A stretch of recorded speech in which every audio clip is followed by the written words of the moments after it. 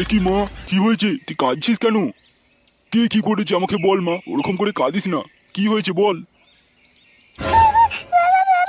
আমাকে চিপে দিয়েছে তিনটাতে। বোধা দাদা, বোধা দাদা, হ্যাঁ আমি তো ভালোবাতি, হ্যাঁ ওকে বিয়ে করবো।